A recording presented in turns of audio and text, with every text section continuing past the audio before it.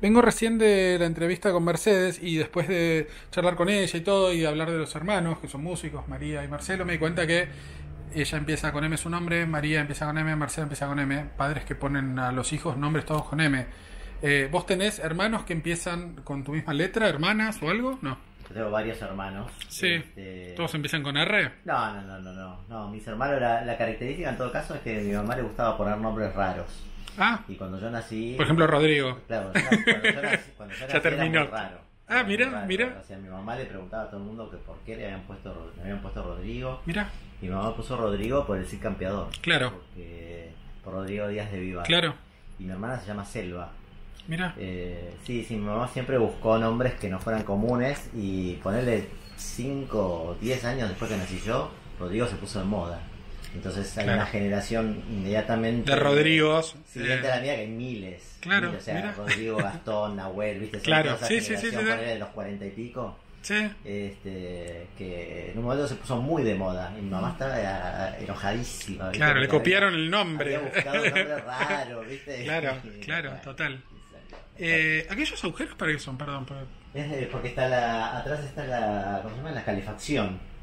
Me hicieron esta biblioteca con el mueble todo integrado, que y quedó la calefacción ahí atrás. Se dieron cuenta que Entonces, se iba a explotar todo por el calor y te agujerearon hicieron todas. los agujeros para que- Muy raro, ¿no? Muy para que Le salga Parc. calor. Me gustan, está bien. Sí. Preséntate, por favor. Bueno, soy Rodrigo Alonso, básicamente curador y profesor.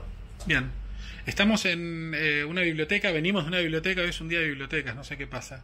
¿Qué hace un curador, Rodrigo? Perdón. Bueno, organiza exposiciones básicamente y bueno, y obviamente las organiza a partir de ideas, conceptos, preguntas, no sé, como pensamientos, ¿no? O sea, que primero uno tiene y luego uno trata de transmitir al espectador, ¿no? Porque uno trabaja para el espectador en relación con el artista y la institución. Siéntate si querés, por mí no hay Vale, problema. muy bien. Tu proceso generalmente, ¿cómo es? ¿Vos tratás de pensar en algo y buscas un artista para llevar eso a cabo? Digo, ¿elegir ahora un artista? ¿O el artista busca el curador?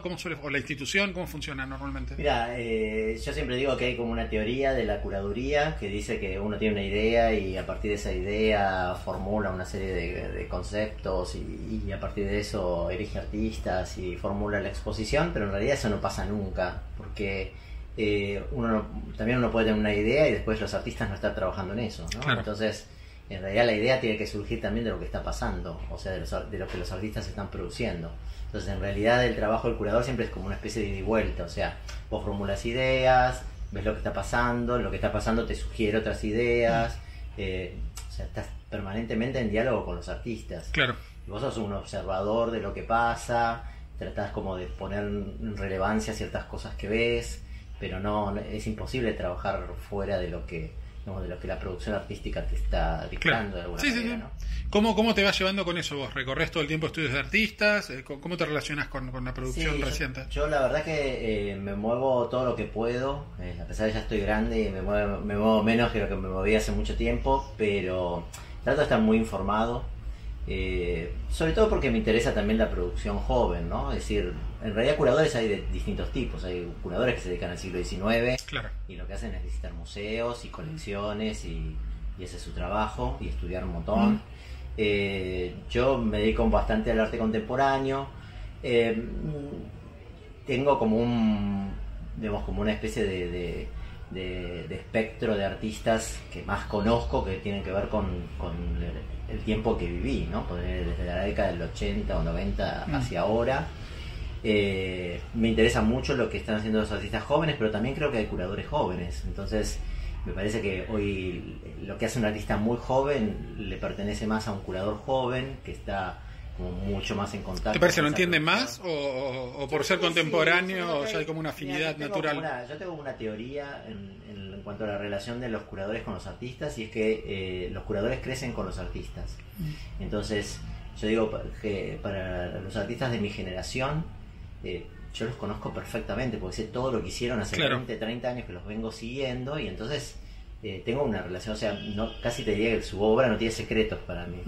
En cambio, un artista de 20 años que está produciendo, para mí es como todo un descubrimiento. ¿Y te interesan esos descubrimientos? Me interesa, lo que ocurre es que a veces también pasa que, viste, generacionalmente hay cosas por decirte, qué sé yo, son artistas que viven en Instagram. Yo no estoy en Instagram. Claro. Entonces, digamos, pertenecen como un universo que por ahí no es el mío. Entonces, como te decía, a mí me parece, yo siempre les recomiendo, porque muchos de estos artistas vienen a mí, porque bueno, porque yo soy un curador conocido, porque hago muestras en muchos lados, y yo muchas veces les digo, mira, contactate con un curador joven, porque primero porque te va a entender mejor, y segundo porque dentro de 20 años ese curador va a crecer con vos, y realmente van a armar una relación muy fuerte, o sea, va a comprender. Es un trabajo que se va llevando en el tiempo, claro. Sí, viste, como hay algo generacional que me parece que es importante, lo cual no quiere decir obviamente que yo no pueda trabajar. Yo trabajo con artistas de otras generaciones y eso te iba a preguntar, para arriba no tenés problema. Para arriba trabajo mucho porque bueno,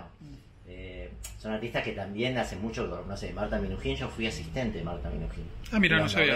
Mira. Y trabajaba en su archivo, y entonces a Marta la conozco hace 30, 40 años, claro. Es un montón. Y no, 40, no, 30. Sí, claro. 40. 150 años, perdón. Pero casi 30, claro, casi 30 años la conozco. Entonces, la conozco de memoria, o Yuyo Noé, digamos, o Horacio Zavala. Hay artistas con los que trabajo hace mucho tiempo, son de otra generación, no son de mi generación, pero bueno, allá hace mucho que trabajo con ellos, los conozco. Y con los jóvenes también trabajo, pero insisto, me parece que está bueno que los jóvenes artistas... Es un recambio también de curadores generacional. ¿Viste? Vayan como exigiéndole también a los curadores de su generación que se pongan las pilas, que los sigan. Está bueno. Hay cosas también, yo siempre cuento una anécdota, cuando yo recién empezaba, y que estaba justamente con los artistas jóvenes de ese momento... yo me acuerdo, los artistas me invitaban a una muestra, no sé, abajo de un puente, o había una muestra... a las 4 de la mañana una performance, y claro, total. Y yo iba, porque en ese momento era como mi trabajo, saber lo que estaba pasando. Hay una famosa anécdota de una performance que hizo Fabiana Barreda y un grupo llamado Grupo Fosa en el Jumbo de Palermo, y era a las 7 de la mañana un domingo, porque era el momento en que no había gente vacío, claro. en el supermercado. Y yo me fui un domingo a las 7 de la mañana a la performance. Hoy no lo haría ni loco. O sea, hoy un artista me manda una invitación y dice, tenés que venir a las 7 de la mañana a un supermercado. No va a suceder. Claro. No voy, no tengo tiempo, no puedo. Pero me parece que sí tiene que existir el curador que sí vaya.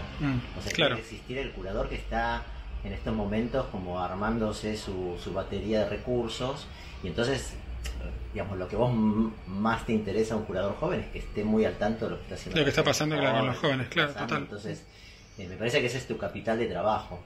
Yo ya armé un capital de trabajo con todos los años hace que estoy trabajando, y los jóvenes parece que tienen que armar el suyo, ¿no? Total, y que levantarse temprano ellos, básicamente. Tengo 2 regalos, en realidad. A veces llevo regalos que son completamente insignificantes, pero curiosamente hay gente que les da un significado. Bien, así que hoy son cosas que compro cerca de donde está la persona que le voy a regalar. Este es uno. A ver qué es esto. Advertencia. ¿Unas figuritas? Es Fortnite. Son cosas que no sirven para nada. Y esto es un azafrán. Sí, sirve. Las figuritas de Fortnite también sirven. Puedes hasta aprender el baile de Fortnite. Sí. ¿Haces arroz azafranado? Sí, bueno, sí. Nada. Mostrame un poco, sí. Si querés tirarlos, o si querés usarlos, o si querés... Ahorita vamos a mirar, vamos a hacer el acto de guardarla en mi arcón de los recuerdos. Al lado de la obra de Cosiche claro. Cosiche, ahí tenés mira. Escombros, Marta Minujín. Mira, sí, allá hay unas Martas atrás también. Acá yo firmé la petición para que el fin del infierno, esto es de etcétera. Mira. Soy un pedazo de atmósfera. De Federico, claro. Me conocían la muestra de Federico. Bueno, ahí tengo mi memorabilia. Me gusta. Ahí tenés una casita de Fabiana. ¿Ya que tenés? Acá tenés el... Luján. Otro de Marta, otro de Cosicha. La colección de Belleza y Felicidad. El mira. de La Vega, El Gusanito. Esta es una obra de Joseph Beuys. Y acá que tengo... Otro Cosiche. Esta es como una de las primeras obras de Santiago Villanueva. Mira. Tengo varias obras de él. Porque él fue alumno mío hace mucho tiempo en la Universidad de Salvador, y cuando tenía, no sé, 18, 20 años, y yo le compré una de sus primeras obras, y después le fui comprando varias cosas, y después algunas cosas él me regaló. Así que de la primera época de Santiago tengo un montón de cosas. Está bueno. Sí. ¿Sos coleccionista también? Colecciono bastante, sí. Ahora tengo una colección grande de libros, catálogos, gráfica de artistas. Después tengo varias obras que fui comprando. Estos tienen doble profundidad, aparte, Sí, claro, sí, son sí, como... atrás, Sí, claro, es una locura. No, ¿Y las obras que algo más. elegís tener alrededor tuyo? Digo, por ahí tenés otras... Muchas las compro, eso de Ana Sí. Ferrari, y ves esto de Edgardo Jiménez. Mira, estuvimos el otro día en la casa, ahí en Punta Indio, una experiencia... Zuccari, esto también de Santiago Villanueva. Mira qué lindo. ¿Tenés más cosas guardadas o todo lo que tenés está acá? Tengo miles de cosas. ¿Y cómo elegís qué poner? ¿Cómo curás tu propia casa? Bueno, al principio lo empecé a colgar porque ya ocupaba un lugar que no tenía, o sea, no tengo tanto lugar. Entonces, lo que es cuadro, lo que es, viste, ocupa espacio, es mejor que esté en la pared. Y aparte es lindo, o sea, te levantás, lo ves todos los días, vivís con las obras, me gusta. Y ahora en el estudio me estoy haciendo también, me llevo unas cuantas obras para allá.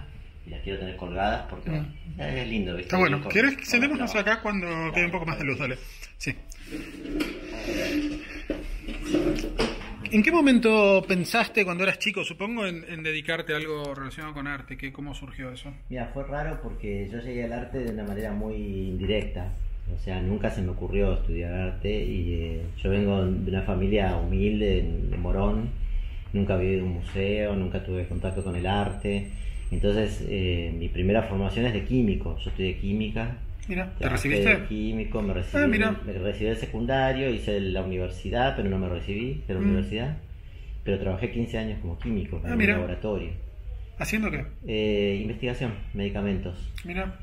Y bueno, y mientras estaba estudiando química, me empezó a tirar un poco lo humanista. Me parece era una carrera muy científica, no tenía nada digamos, no tenía ningún costado que tuviera que ver con algo humano, era todo muy científico. Sí, aparte en la industria que es como más dura, porque tenés que producir cosas, como... Y entonces en un momento me enganché con el cine y empecé a ir mucho al cine, era como una especie de válvula de escape el cine, y en un momento se me ocurrió estudiar cine, pero siempre crítica de cine, nunca me interesó, nunca me sentí artista, ¿no? Entonces estudié en el Instituto de Cinematografía y alguien me dijo, mira, hay una carrera en la UBA que es universitaria, de cine, de teoría del cine, qué sé yo. Bueno, me fui a la UBA y ahí me recibí en la UBA de licenciado en arte, mi especialidad que es cine, teatro y danza. Y bueno, y ahí me desencanté un poco con el cine, porque me pareció que era como un arte muy comercial y me empecé a enterar un poco más de... la parte de atrás, claro. Claro, empecé a vincular más con la cosa más vanguardista. Igual siempre el cine me había gustado, el cine experimental, el cine mudo. Y bueno, y un día conocí a Graciela Tacchini, que fue la que me introdujo en el videoarte, y ahí cuando vi por primera vez videoarte dije, no, esto es lo mío. Estuvo bueno que la entrada fue del cine al videoarte, digo, a las artes visuales. Sí, en realidad en el medio fue el videoclip. Mira. Porque yo cuando estaba estudiando cine decía, bueno, ¿qué es lo más contemporáneo, vanguardista que hay en el audiovisual? Yo decía, bueno, el videoclip era como un lenguaje, te hablo de los 80. Sí, ¿no? Claro, con MTV, todo era como lo último que pasaba, claro. Era como lo más vanguardista que había. Pero yo no sabía de la existencia del videoarte. Y Graciela se enteró, me convocó para unas jornadas de videoclip que hizo en la Universidad de Arquitectura. Y un día me llegó a la casa y me dijo, mira, te voy a mostrar algo, y me mostró unas obras de videoarte y ahí me quedé flasheado. Dije, no, esto es lo que me interesa, claro. Acá voy. Y era imagínate, principios de los 90, todavía el video no estaba de moda, o sea, era algo muy marginal. Y yo siempre fui bastante así, me meto algo en la cabeza, ¿viste? Soy constante. Empecé a estudiar un montón sobre historia, videoarte, sobre artistas. Como era la época del 1 a 1, yo viajaba mucho, me traía miles de libros del exterior, ¿viste? De video. ¿De qué trabajabas en esa época? Trabajaba en la química. En la química. Sí, ganaba muy bien, entonces claro, podías. Viajaba todo el tiempo, claro. Iba a todas las bienales, iba a todos los museos, me iba así, a veces de fin de semana, ¿viste? Me iba un fin de semana a Bienal de San Pablo, claro. Viernes volvía el lunes, ¿viste? Europa, por ahí me iba 3 días a Europa, ¿viste? Una locura. Sí, que el 1 a 1 era, claro, era como, si ganabas bien era como barato, ¿viste? Total. O sea, y me traía las valijas enteras de libros. Y bueno, y así me fui especializando y siempre cuento lo mismo, digo, después el videoarte se puso de moda y me puse de moda yo, porque sabía el de experto en videoarte que justo estaba de moda, claro. Entonces, viste, todos empezaron a pedir muestras, después empezaron a pedir exposiciones, clases, escribir en los diarios, textos, viste, recomendaciones, todo el mundo me empezó como a preguntar. Y yo era de alguien, hasta ese momento era como muy marginal dentro del mundo del arte, y en ese momento, que no fue mediados de los 90, como hacia el 2000, que se empieza a poner de moda. Te convertiste en superstar, claro. Todas las bienales tenían videoinstalaciones enormes, claro. Y estaba Bill Viola y Pippi Lottie y toda esta gente que eran como superestrellas. Claro. Y claro, y acá, viste, me llamaban de los diarios, de la radio, para hacerme preguntas, para entrevistarme, para, viste. ¿Y mientras seguías trabajando de químico? Sí, durante mucho tiempo. Casi todos los artistas que me conocen de esa época me conocen de traje. Mira. En esa época trabajaba de traje y es muy divertido porque muchas fotos de inauguración de que yo estoy de traje. Claro. Y una bueno, pipeta en la mano, sí, o sea, claro. una locura. De hecho, aparte recibía a los artistas en la oficina de mira, en la muchos, química, claro. Muchos se acuerdan, los Mira. recibía a veces en mi oficina de trabajo. Y un día dije, bueno, basta, Claro. ya me interesa el arte, la química ya fue, y renuncié. Y fue muy curioso porque yo en el 2001 ya había tomado la decisión de que quería dedicarme al arte. Entonces en marzo del 2001 dije, bueno, yo me voy a dedicar al arte, pero como en la empresa donde trabajaba, la verdad que me habían tratado muy bien, me habían dado, viste, me daban siempre los permisos para los exámenes y qué sé yo, dije, bueno, no voy a pegar un portazo. Entonces mandé un telegrama de renunciando con un año de anticipación. Entonces mandé el marzo de 2001 un telegrama de renuncia que decía que en marzo de 2002 Claro. me quedaba sin trabajo. Y bueno, en el medio viene diciembre de 2001, ¿viste? Y se fue todo al cuerno. Y entonces en mi trabajo nadie creía que yo iba a renunciar. Todo el mundo me decía, no, no va a renunciar nada, aquí se queda, ¿viste? ¿Qué cobrabas en dólares? Y seguías cobrando dólares, claro. Cobraba, el peor lugar para irte. Cobraba, mira, si no me equivoco, en esa época cobraba como $5.000 por mes. En el 2001 con eso te comprabas media casa en un mes. Era como... Bueno, yo me compré este departamento, 1999 me lo compré. Claro. O sea, era mucho dinero y era muy buen sueldo. Claro. Pero la verdad es que no tenía ganas de seguir, ¿viste? Y bueno, y en 2002, en marzo de 2002 me fui y dije, bueno, ya está, ya tomé la decisión, me voy. Y bueno, me quedé con un sueldo de docente universitario que de era 500 pesos en vez de $5.000. Pero Claro. bueno, empecé a dar clases, empecé a escribir textos para catálogos, ¿viste? Después ya me fui como... Claro, sí, entrando en el circuito de otra manera. Muestras, claro. Y por suerte me fue bien y la verdad no me puedo quejar porque vivo del arte y pude vivir del arte. Siempre pregunto a la gente con la que charlo sobre sus superpoderes. No sé si quieras revelar alguno de los tuyos. Ay, superpoderes, no, superpoderes no tengo. Creo que en todo caso me llevo bastante bien con todo el mundo. Soy bastante contemporizador, como se dice, ¿no? Y está bueno para este trabajo, que es un trabajo de muchas relaciones públicas, donde te encontrás con gente de todo tipo. En general me suelo llevar bien con... Te diría que eso sería como una suerte de ventaja dentro de mi trabajo. Sí conozco mejor mis desventajas. Esas no las vamos a decir igual. Sí. Ah, bueno, dale. Aparte, ¿sabes? Yo creo que uno tiene que saber en qué es malo también para poder solucionarlo, ¿no? Yo tengo ese famoso problema de la, ¿cómo se llama? La procrastinación, de dejar todo para el último momento. Entonces ya sabiéndolo, como te digo, ¿viste? Trato de... no procrastinar tanto. Claro, no dejar todo para el último momento. Eso es infinito, claro, es como nunca termina. A veces no lo logro, pero lo que ocurre es que eso también me ha facilitado también mucho el trabajo, porque la Argentina es un país del último momento. Claro. Entonces, a mí me llaman muchas veces para hacer muestras 2 meses antes de la inauguración. Y yo esos trabajos, te digo, me los pongo al hombro y los saco. Los resolvés, Estoy claro. muy acostumbrado a trabajar, no te diría presión, pero sí muy así sobre la fecha. Y en algún punto lo he transformado como en un valor, ¿viste? O sea, hay gente que sabe que me llama así, ¿viste? Me dice, mirá, quiero inaugurar a principio de agosto y sabes, yo me pongo a trabajar y lo logro, ¿viste? Pero bueno, obviamente no es lo que corresponde. Siempre hay como secretos del oficio que aprendiste, entiendo, en todos estos años. ¿Qué cosas se puede como reseñar al respecto de eso? O sea, ¿cuáles son las 2 o 3 claves de tu laburo? No sé si hay secretos. Lo que hay es... el trabajo del curador también es un trabajo de mucha confianza y es un trabajo que, digamos, que donde los años te van dando mucha seguridad, ¿viste? Es decir, yo hoy en día levanto el teléfono, hablo con un artista, le pido una obra y generalmente el artista me dice que sí. Hace unos años atrás yo tenía que convencerlo, ¿no? Digo, me costaba convencer a alguien de que a veces ciertas exposiciones, ciertos lugares, ciertos contextos, ¿no? Que un artista o que un coleccionista te preste una obra. Hoy en día en general digo, es muy difícil que alguien me diga que no. O sea, cuando me dicen que no es porque realmente no pueden, no me lo pueden prestar, ¿no? Además hoy en día ya trabajo con instituciones que yo, ¿viste? Con Proa, con Bellas Artes, con la colección Fortabat. Digo, cuando vos levantás el teléfono y decís una muestra en la colección Fortabat, ya te dicen que sí. Claro. ¿No? Sí, se simplifica también por el lugar donde vas a mostrar, claro. Exacto. Yo muchas veces te digo, porque yo doy clases, ¿viste? De curaduría, entonces a veces me pongo en el lugar del curador joven, ¿viste? O sea,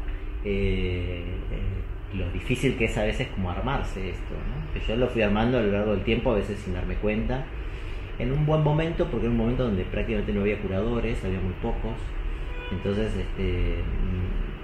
digamos, me fui como consiguiendo un lugar cuando realmente el terreno estaba bastante yermo, ¿no? Hoy en día los jóvenes, bueno, tienen más dificultades para hacer su trabajo, encontrar su lugar, bueno.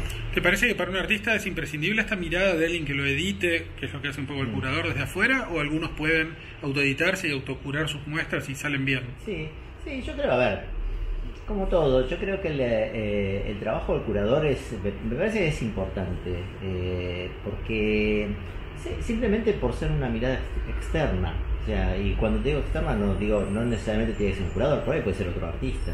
De hecho existen, ¿no? O artistas que trabajan como curadores.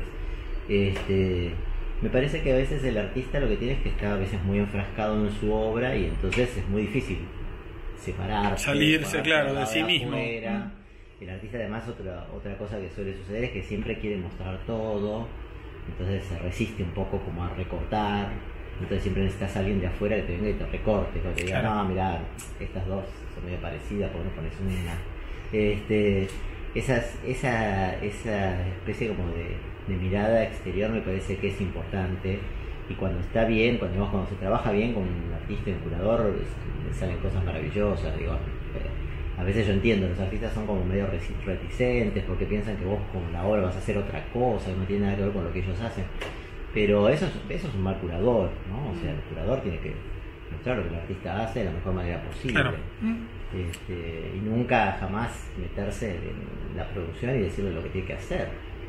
Que ojo que en otras geografías sucede mucho. Me pasó mucho en Chile. En Chile tienen un sistema totalmente distinto al nuestro. Porque acá los artistas tienen como una especie de dinámica propia, están todo el tiempo produciendo, hay muchas oportunidades de exposición y cuando no expones siempre tenés como interacciones que son interesantes y productivas. El mercado chileno es un mercado muy pequeño, entonces los artistas muchas veces están esperando que llegue el curador para pedirles para comisionarles una obra. Mira. Y entonces, viste, tienen una obra muy divertida, porque una vez fui a hacer un trabajo así de ver dossier y qué sé yo, y veía un artista, bueno, una obra sobre, no sé, el amor, otra obra sobre la amistad, otra obra sobre una sobre cada rural. Tema, claro, es como, ¿cuál te gusta? Yo decía, pero es una locura, le digo, esto no tiene ninguna consistencia. Y dice, bueno, esta me la pidieron para la obra en tal lado, esta me la pidieron para esto, esta me la pidieron para otro, y le digo, y cuando nadie te pide nada, ¿vos qué haces? Nada, espero a que me llamen. Claro. Viste, tienen como otra forma de trabajo, no... Acá, viste, los artistas están todo el día en el taller, trabajando, no importa si tienen una muestra, si no la tienen, sí, claro. Viste que es otro... Y la producción está más allá de demostrar, claro, total. Los artistas acá el artista, o sea, el Sí, sí, artista sí. realmente se dedica a eso, está permanentemente produciendo, creando, pensando, desarrollando. Y en otros contextos no necesariamente es así.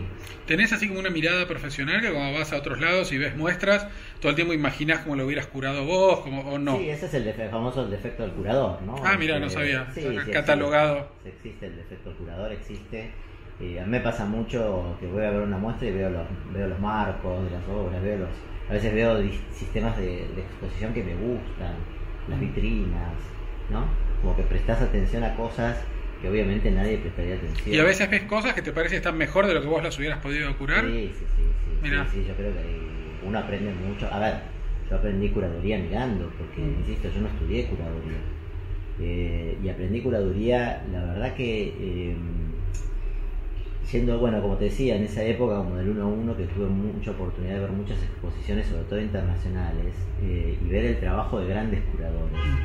Entonces, por ejemplo, como si dijera la Bienal de San Pablo del 98, la de Herkenhoff, que hoy es como una especie de hito, claro. Claro, una cosa mítica, o la Documenta 10 de Catherine David, qué sé yo, esas muestras que fueron muy, que marcaron la historia del arte. Yo las vi en primera persona, no solo las vi, sino que en la de Herkenhoff, me acuerdo, me metí como en una especie de visita guiada que daba él, donde él te decía exactamente por qué había elegido cada obra, por qué la había puesto en ese lugar, y te mostraba cómo había armado unas relaciones increíbles. Yo quedé fascinado con esa exposición, y te digo, y aprendes un montón. Cuando ves una buena muestra aprendes Claro. un montón. Cuando ves un curador que tuvo una buena idea, viste, con un buen concepto. Me acuerdo de una muestra que vi hace no tanto de Jean Claire sobre el tema de la melancolía, por ejemplo, ¿no? O sea, pensar la melancolía, ¿no? Como concepto y desarrollarlo. Entrabas, por ejemplo, en una sala y eran todos globos terráqueos y mapas, y era como la melancolía del ser humano cuando descubre que el mundo va a seguir y que él no. Y que la Tierra no es el centro del universo, ¿no? Cuando se descubre, cuando viene Galileo, se descubre que la Tierra no es el centro del universo, ¿no? Y queda como esa especie de melancolía, ¿no? Y entonces entrabas en la sala y eran todos mapas mundis y globos terráqueos, qué sé yo, y te generaba como una angustia. Claro. Viste como cuando hay buenas ideas, cuando hay buenos recursos, cuando está bien resuelta, cuando algo te transmite, cuando vos entras a una exposición te transmite algo, ahí vos aprendés un montón. Yo aprendí mucho así, más que leyendo, más que... Claro. Viste, hoy en día, que son los curadores jóvenes, obviamente, aprenden leyendo, aprenden estudiando, enterándose de exposiciones, pero a través de los libros. Yo muchas cosas las vi. Fue una oportunidad como rara y está buenísima. Y eso te enseña mucho. ¿Qué cosas te interesan hoy o cómo es tu proceso mental en esto que decías de ver un artista o ver varios artistas y buscar un hilo conductor entre todo eso que resulte interesante? ¿Cuáles suelen ser las cosas que te parecen interesantes como tema para armar esto que haces?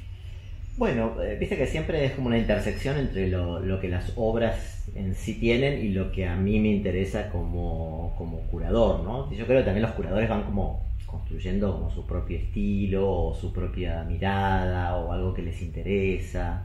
Eso me parece que es importante porque bueno, así también vos tenés como tu de alguna manera es como justificar el hecho de que hagas exposiciones. Yo a veces hago muchas exposiciones y digo, bueno, ¿es necesario hacer tantas exposiciones? Bueno, en la medida en que yo pueda como ir filtrando, digamos, como ideas que me interesan, cosas que me interesan, sí, porque son como pruebas, bancos de prueba, ¿no? Para ir también desarrollando ideas propias. A mí me gusta mucho últimamente y te diría que es como algo bastante clave en las exposiciones, por lo menos las más ambiciosas que hice, que tiene que ver con mezclar mucho las generaciones, mezclar también los tipos de obras. A mí me gusta mucho hacer exposiciones donde como muy multidisciplinarias. Como yo vengo del video y de lo electrónico y de lo tecnológico, me interesa mucho que todo eso forme parte como del arte contemporáneo, que eso pueda convivir con una pintura, con un dibujo, con un grabado, con una instalación, ¿no? Luego me interesa mucho también, y lo hago siempre que puedo, mezclar artistas muy jóvenes con artistas muy consagrados y generar diálogos como intergeneracionales, ¿no? Ver qué cosas aparecen, reaparecen, resuenan, ¿no? Me gusta mucho, no soy de... Me gusta mucho como ese desafío y mezclar también el arte con el diseño, con la arquitectura, con bocetos,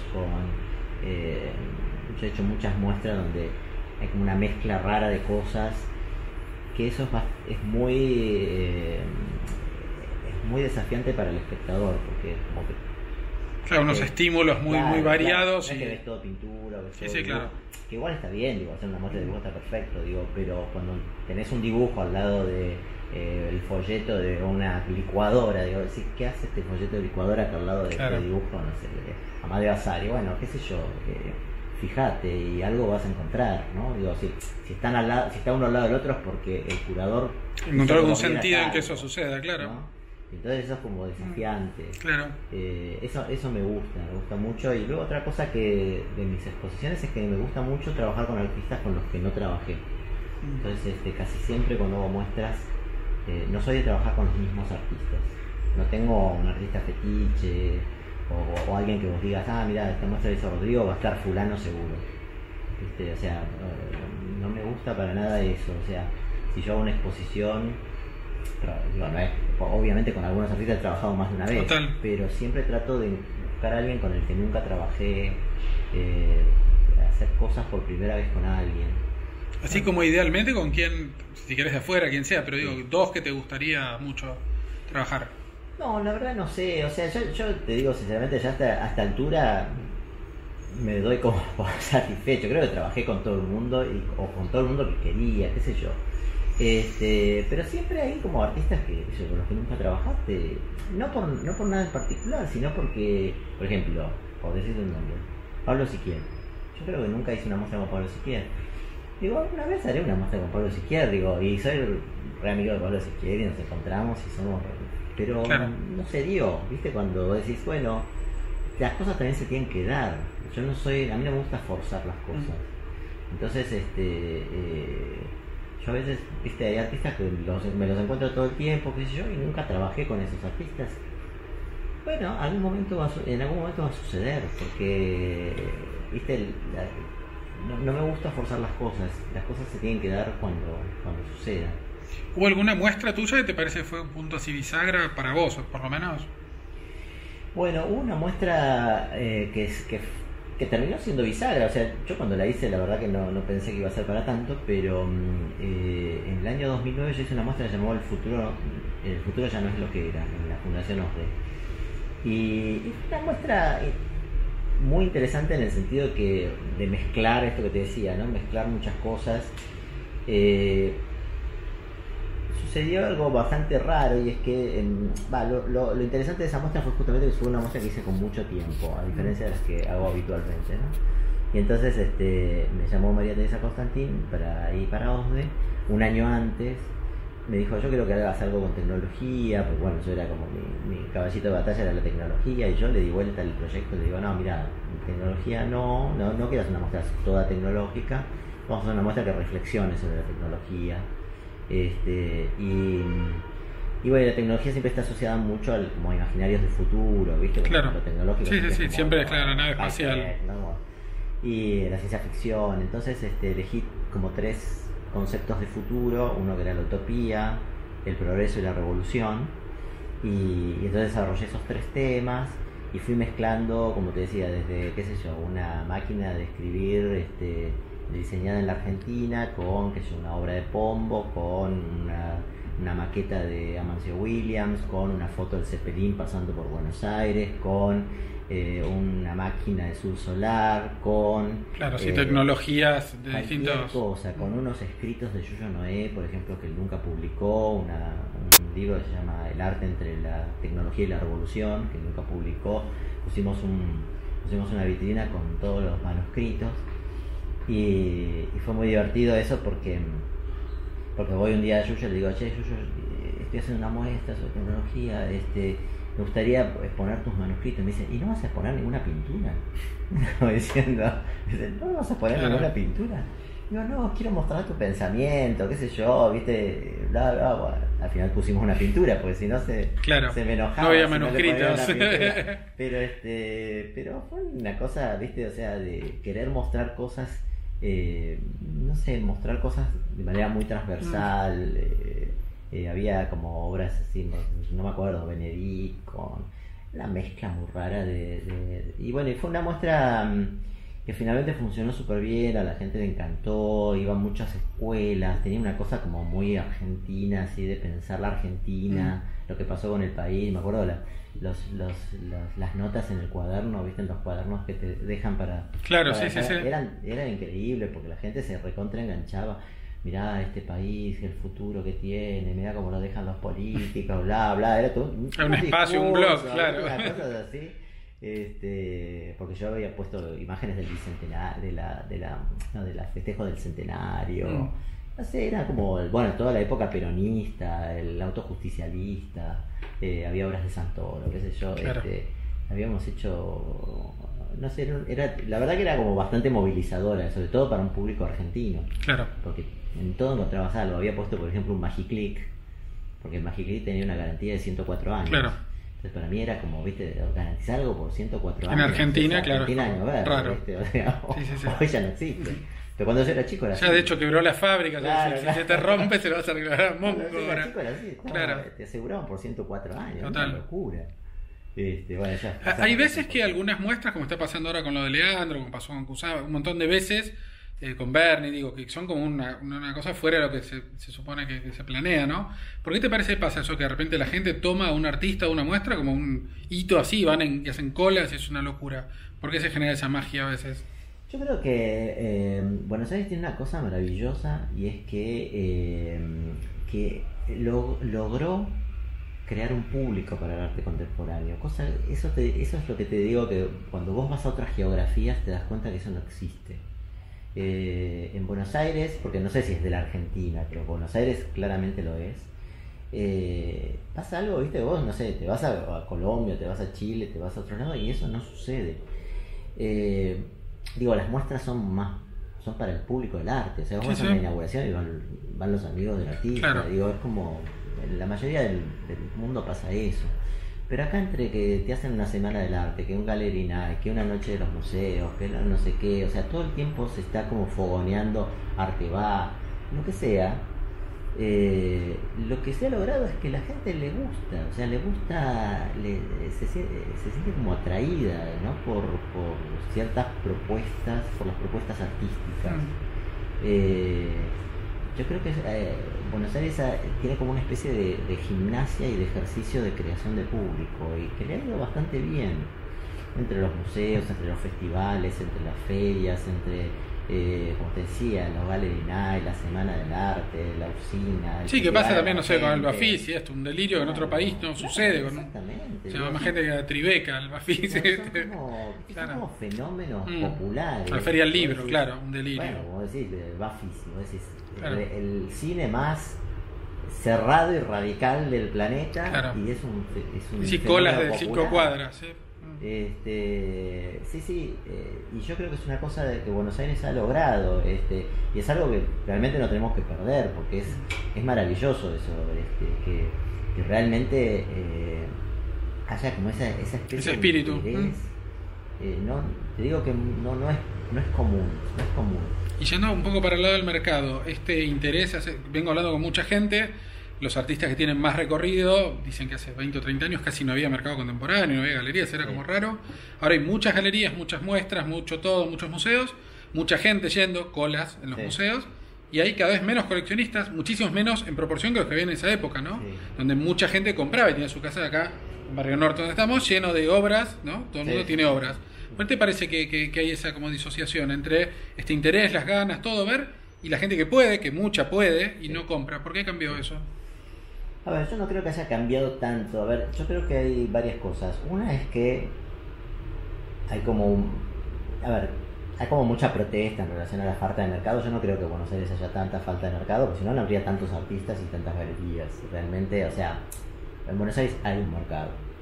Por supuesto, obviamente, todos los artistas quisieran... que sea Londres, claro. No, quisieran vivir solamente de su obra, produciendo y que tener gente que les compre permanentemente. Obviamente eso no sucede. Sucede con pocos artistas, ¿no? Digamos, no estamos a ese nivel de mercado, pero en realidad hay un mercado porque insisto, primero por la cantidad de galerías, segundo por la cantidad de artistas. Y cuando hablas con los artistas, que ellos todos han vendido, todos venden, viste, vas y le pedís tal obra, no, esta la vendí, no, esta está en tal colección. Yo que soy curador, un montón de veces, che, te gusta, ah no, pero eso está en una colección en no sé dónde, ah no, esta la tiene fulano. Viste, vos te das cuenta que vender se vende, ¿sí? Claro, obviamente, no se vende con la continuidad que necesitaría un artista para dedicarse exclusivamente a eso, ¿no? Como, bueno, obviamente si vives en Miami, que probablemente puedas vivir de esa manera. Pero al mercado hay. Lo que ha pasado, me parece, es que, bueno, también, digamos, lo que ha pasado con la cultura, o sea, la gente, digamos, hay como otro tipo de formación cultural, ¿no? Me parece que la generación de mis abuelos, qué sé yo, la cultura, digamos, como formaba parte. Ponele, lo mismo que pasa hoy con los libros, ¿no? Yo soy un tipo que valoro los libros, me encanta, los compro. Bueno, y hay gente que se los baja de internet en PDF y los lee en PDF y le da o no los lee siquiera. No, ponele que sí, que sea súper lector, pero puede ser un súper lector de ebooks. No valora particularmente el libro en papel. Como objeto, no, pero pensando también en las casas, digo que conozco de coleccionistas, de gente, no hay bibliotecas, gente que tiene por una colección enorme de obras y no hay una biblioteca como había antes, siempre en una casa normal, no en solo los magnates. Antes la cultura ocupaba como otro lugar. Literalmente ocupaba otro lugar. Ocupaba otro lugar, exactamente, y además los objetos eran importantes como piezas culturales. Hoy en día es, viste, o sea, el coleccionista es como mucho más lábil, piensa mucho en a veces, viste, como coleccionistas que les interesa más como la cosa más snob de pertenecer como a un cierto lugar, que por ahí la obra le interesa menos, o que le interesa la obra pero por la capacidad que tiene como de convivir con ella, pero no se interesa demasiado en los artistas que tiene, o qué sé yo, en otra época había coleccionistas. Todavía sigue habiendo algunos, ¿no? Pero que, por ejemplo, que siguen a un artista y que lo van como... Así que de todas las épocas le van comprando y hacen una colección. No, y aparte se vinculan con el artista.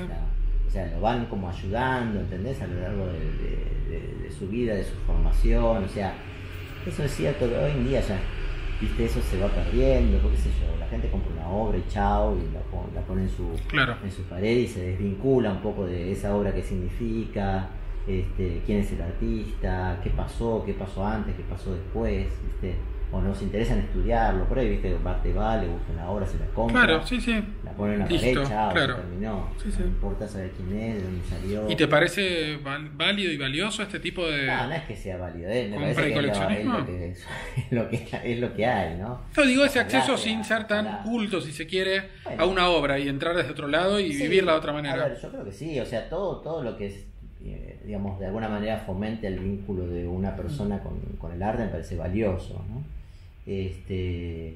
Pero sí, qué sé yo, uno siempre quisiera, como todo, ¿no? Uno siempre quisiera que fueran personas que como más comprometidas, etcétera. Bueno, no vivimos en el mundo del compromiso, ¿no? ¿Qué te parece va a quedar como signo de estos tiempos en el futuro? Digo, lo contemporáneo hoy, hay muchas cosas diferentes. ¿Cuál te parece va a sobrevivir y que en el futuro va a ser recordada esta época por eso? Esa es la pregunta del millón, ¿no? Mira. Y sí, porque si supiéramos, todos los coleccionistas estarían comprando eso para hacerse millonarios. No, digo, no lo material, digo, como idea conceptual te entiendo tu pregunta. No, a ver, yo lo que veo, te la voy a como reformular, o sea, a veces me pregunto un poco como la clave de lo que está pasando, ¿no? De la obra contemporánea. Yo ahora justo mañana me voy de viaje a Ecuador y me pidieron que hablara sobre el arte argentino y yo estoy notando como que el arte argentino está teniendo como una suerte de circulación internacional bastante interesante, que era algo que se le reclamó durante un montón de tiempo, ¿no? Yo me acuerdo siempre, hace, no sé, 30 años me hacen la misma pregunta: ¿y qué hace a los artistas argentinos distintos ¿interesa afuera el arte argentino? ¿Por qué los artistas argentinos me están exponiendo en Nueva York, en Londres, o no sé dónde? Esa como siempre fue como la pregunta de creer siempre que estábamos muy lejos de todo, que estábamos muy fuera de todo, ¿no? Y a mí me parece que hoy en día hay como una especie de circulación bastante interesante de artistas. No sé por qué, sí, sé por qué, perdón. Tengo mis teorías también, digamos, por qué. Pero digo, frente a un arte que en los 90 fue como súper cerrado, digamos, muy local, y que siempre tuvo como muchísima dificultad para posicionarse. Yo creo que hoy hay como una suerte como de circulación que es interesante. Hay muchos artistas argentinos dando vueltas y además vos ya lo ves como una cosa, te diría como natural. O sea, vos vas a la Bienal de Venecia y la ves, qué sé yo, a Adriana Minoriti, y a mí no me antes No es, que no, hubiera no un es artista extraño que argentino era esté. una rareza. Claro. Antes era una cosa, hay un artista argentino, ¿no? Había 10 ediciones de la Bienal de Venecia, no había nadie. Una vez lo invitaron a Ferrari, Claro. Ferrari, lo invitaron a Ferrari, ¿no? Era como una cosa rara que invitaron a un artista argentino digamos, a la muestra general. Sí, de sí, la claro, Bienal no de más allá del Venecia, pabellón del ¿sí? país, claro. O ibas a una documenta y no había ni un argentino, ¿viste? Hoy en día, como vas a exposiciones, siempre como que algún argentino hay, ¿viste? Un Saracena, una Amalia Pica, una Sí, Eduardo Camila Basualdo, Rojas, Adrián, Eduardo claro. Basualdo, un Minoriti, digo, empezás y ves un Osía Llanov, un Eduardo Navarro, vos ves artistas argentinos y hay como una cierta circulación y a mí me parece que, no sé, yo veo que hay como una especie de integración del arte argentino. El arte argentino está como internacionalizándose de manera bastante como subrepticia, ¿viste? Sin estridencia, como el arte brasileño, como los brasileños, ¿viste? Que están en todos lados y son como los más grandes del mundo. Los argentinos no somos los más grandes del mundo, pero tampoco nos va tan mal. Tampoco somos los más chicos, claro.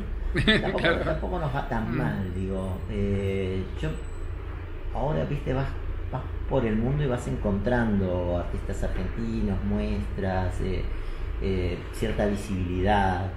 Yo creo que tiene que ver mucho también con la visibilidad de los curadores, justamente, ¿no? De los agentes, porque el problema es que el artista solo no llega a ningún lado, ¿viste? Hoy en día en este mundo, o sea, si vos sos un artista, está bien, te lo podés poner como objetivo y podés llegar, pero es un esfuerzo enorme por tu propia cuenta, claro. Entonces hoy no es solamente que estos artistas llegan, es que, bueno, también lo tenés a Ana Longoni en el Reina Sofía, que es Andrea Yunta en su muestra de mujeres radicales, lo tenés, tenés como en su momento a Victoria Norton en la Bienal de Lyon o en la Bienal del Mercosur, claro. O vos tenés también como, y si no, tenés como ciertos curadores, por ejemplo, no sé, Cuauhtémoc Medina, que le ha dado mucha visibilidad, no sé, a la obra de Magdalena Gitric, o Chus Martínez con Eduardo Navarro. Tenés también como esos curadores que no necesariamente son argentinos, pero que conocen más o menos lo que está pasando. Que te validan en mercados de afuera, claro. Exactamente, que te van poniendo por acá, por allá, y qué sé yo. Tenés a Carlos Basualdo, tenés como un circuito de personas que se mueven, digamos, internacionalmente, y bueno, se van moviendo con ciertos artistas, a veces también, no solo porque hagan muestras ellos mismos, no sé, ponele ahora tenés a Inés Katzenstein en el MoMA, sino también porque van como recomendando.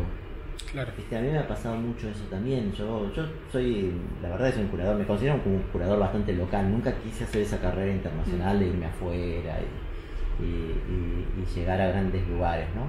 Digamos, lo de la Bienal de Venecia fue una casualidad, porque yo la verdad que nunca pretendí llegar a ese lugar, ¿no? Pero me pasa mucho que vienen muchos curadores de afuera y me preguntan, entonces me dicen, che, ¿te parece que estoy armando una muestra con esto? ¿Qué artista debería llamar? ¿Por qué no llamas a fulano, qué sé yo? Es como un nexo local para que y eso te va, viste, como permitiendo que determinados artistas van acá, allá, al otro lado. Yo creo que ese trabajo en red es un trabajo súper importante y es lo que ha creado como una suerte de pequeño colchón como para que ciertos artistas empiecen, bueno, las residencias, claro. ¿no? Sí. Muchas herramientas, los recursos son otros. Pero, insisto, me parece que los argentinos no les está yendo tan mal en eso como era hace 10 años atrás, ¿viste? Vos ibas afuera, era imposible encontrar un artista argentino, y si lo encontrabas era como Saraceno, que no estaba en Argentina hace 20 años, ¿no? Sí. O era un argentino inventado, digo, no sé, como Mika Rostenberg, ¿viste? Decir, nunca tuvo en la Argentina. Claro, y solo el nació acá pasaporte, como, claro. como Ricky Tiravanilla, ¿viste? O Claro. decir, Ricky Tiravanilla, sí, nació acá, estuvo 5 días y se fue. Claro. Pero bueno, qué sé yo, era esa cosa medio... En cambio ahora tenés mucho artista argentino, pero realmente argentino, o sea que hizo su obra acá, que la formuló acá, que salió de acá, que... Sí, vivió toda la experiencia de... Sebastián Díaz Morales, otro.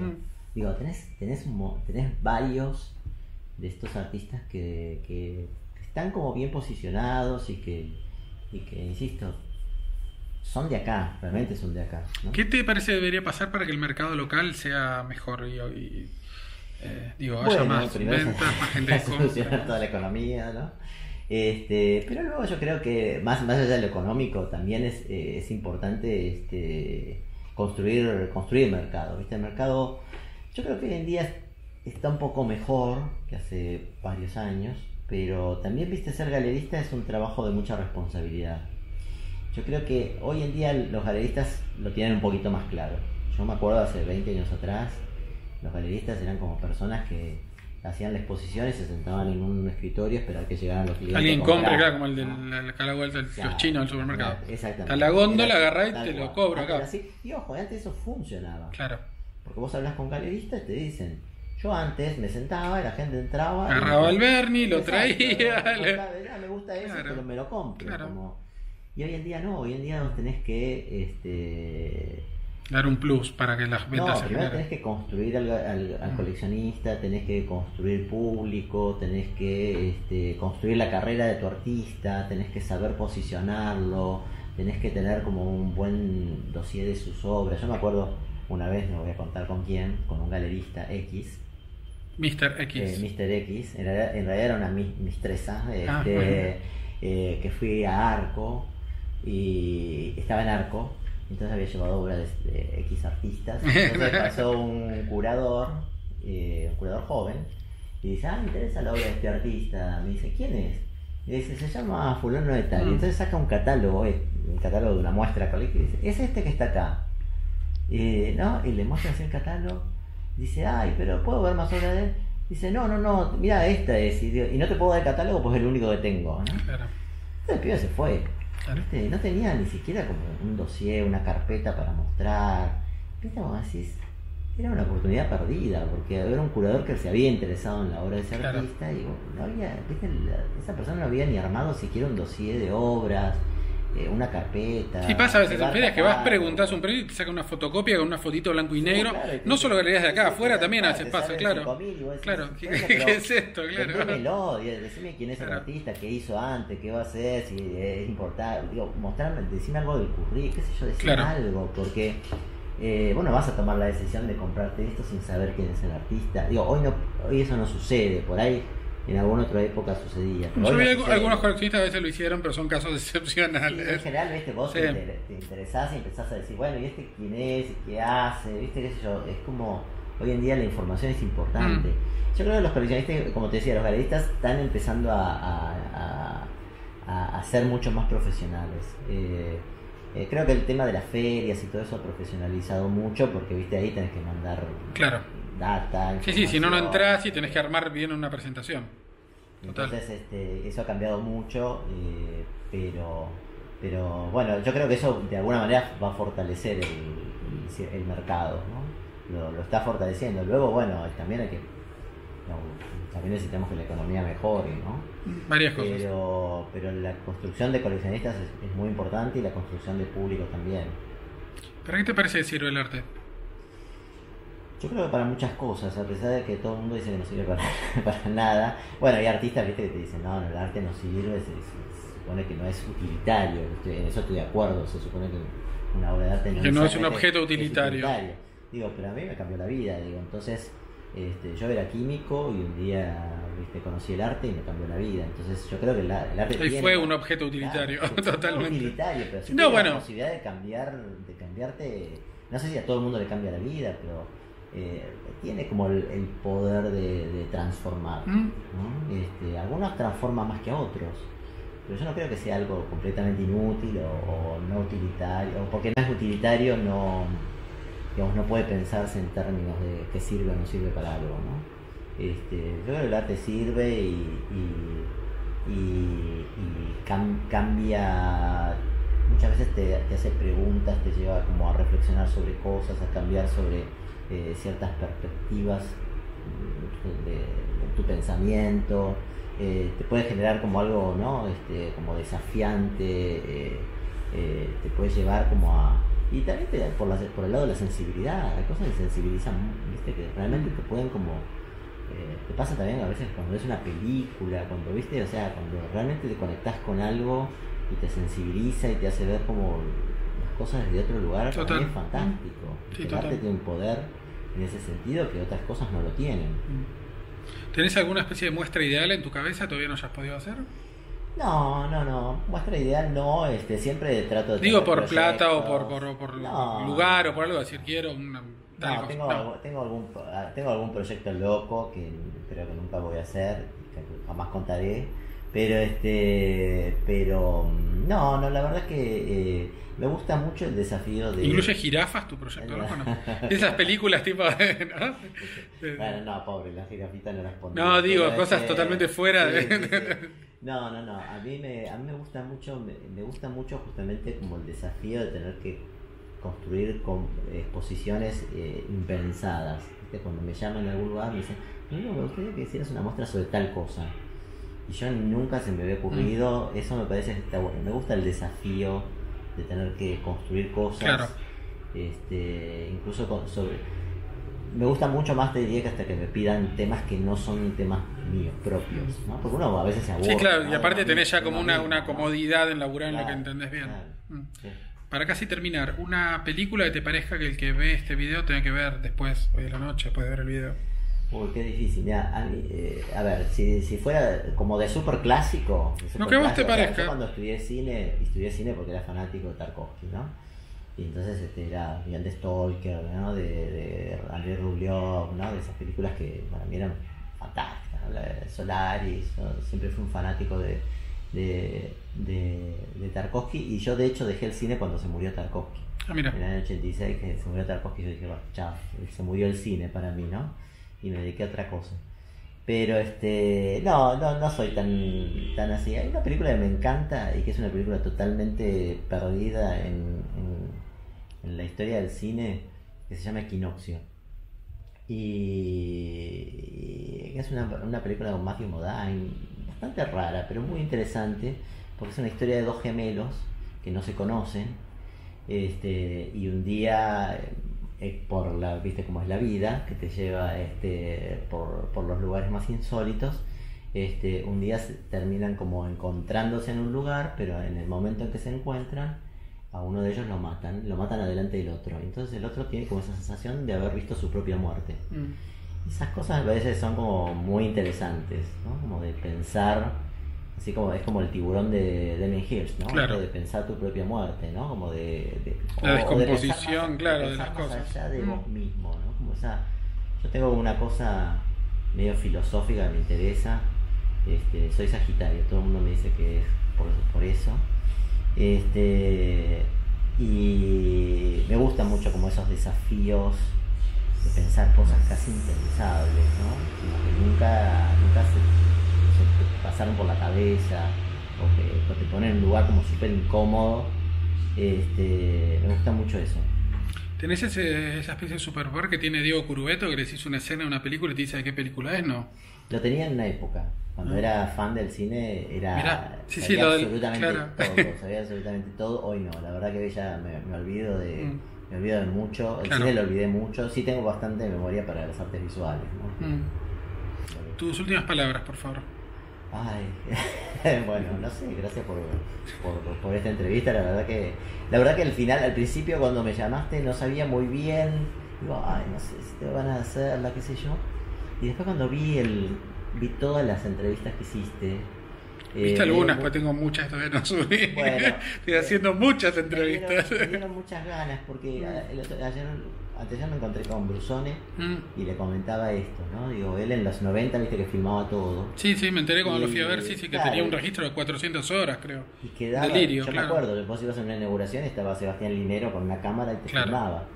Y quedó como una suerte como de panorama, digamos, de la de época, época, claro. importante. Y yo creo que esto también es como importante como corte de época, en el sentido que yo creo que hay mucha dificultad. Hoy en día hay mucha gente que estudia el arte a través de los libros y me parece que se pierde mucho cuando no tenés la posibilidad como de conectarte con el arte en primera persona. A veces me causa gracia porque vemos muchos curadores jóvenes o investigadores jóvenes haciendo muestras sobre la década del 90 y vos un poco te reís porque si yo viví los 90, ¿viste? No era esto, ¿viste? claro. No era esto, pero bueno, está bien, entiendo. Es lo que quedó son documentado. Son jóvenes, estudiaron del libro tal, ¿viste? Y entonces vos sabés que repiten lo que dice el libro tal, pero bueno, ¿viste? No era esto. Y siempre digo también en relación a un famoso libro, digamos, de la historia del arte argentino, el de López Anaya, el libro la verdad que es bastante malo, pero yo tomé clases con López Anaya y él en las clases era muy bueno. ¿Por qué? Porque te contaba anécdotas.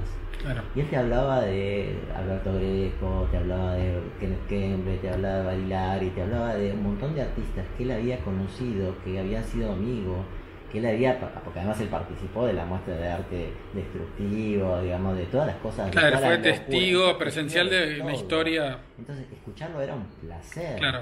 Ahora, leerlo una pesadilla. Es otra cosa, claro. una pesadilla, porque yo siempre digo, tendría que haber escrito sus memorias. En lugar de haber hecho una historia del arte argentino, debería haber escrito sus memorias. Eso hubiera sido fantástico. Y yo creo que hoy en día hemos perdido como esa necesidad de escribir nuestras memorias. Y entonces, lamentablemente, digamos, si no logramos como recomponerlo, el arte actual visto desde el futuro va a ser bastante pobre. Claro, sí, todo está bueno. Y con Juan, por ejemplo, terminó tocando la guitarra. En vez de, sus últimas palabras fueron cantar una canción. O sea, está buenísimo como cierre de todo el recorrido del pibe. Es muy importante, digamos, estar adelante del artista y conocerlo. No leerlo en un catálogo. Total. Bueno, gracias. A vos.